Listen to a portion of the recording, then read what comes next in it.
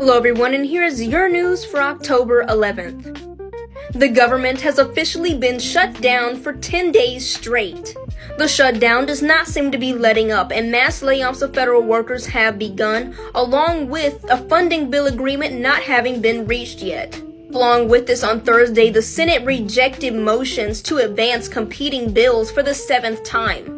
House Speaker Mike Johnson has also said that the Senate will remain closed until the government shutdown ends. Mike Johnson saying, quote, "We will come back and get back to legislative session as soon as the Senate Democrats turn the lights back on. That's the fact, that's where we are." The shutdown is on track to continue well into this week.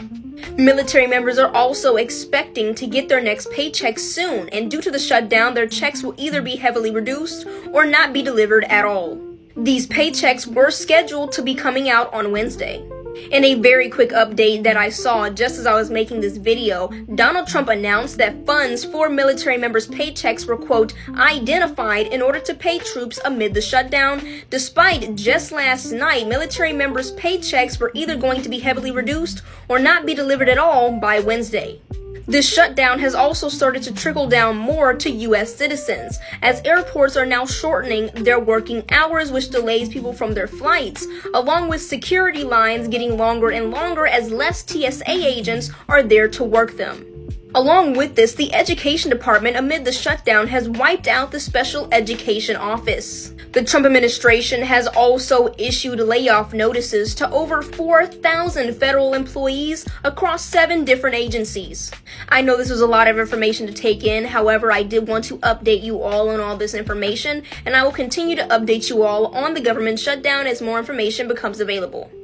Well, we first became aware of these massive layoffs underway when Russell Vought, the head of the Office of Management and Budget, who has really been the architect behind the government cuts as well as this shutdown, posted that these RIFs, reduction in force, had begun. President Trump was later asked about the layoffs, and here's what he said. How many layoffs have you authorized for this first round, and from which agencies? And it'll be Democrat-oriented because we figure, they started this thing, so they should be Democrat-oriented. It'll be a lot, and we'll announce the numbers over the next couple of days, but it'll be a lot of people, all because of the Democrats.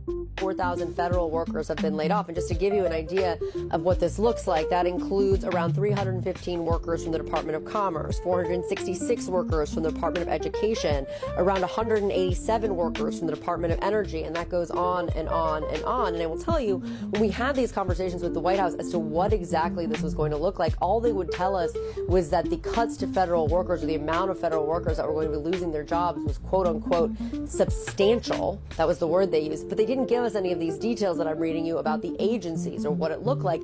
But this idea of reshaping the government and using the presidential powers, which are expanded during a government shutdown, to reshape the government in your image, essentially, is not something that is commonly done. And the reason why I say in your image is because President Trump himself, as you heard him talking, has said that the agencies cut or the jobs cut were Democratic aligned.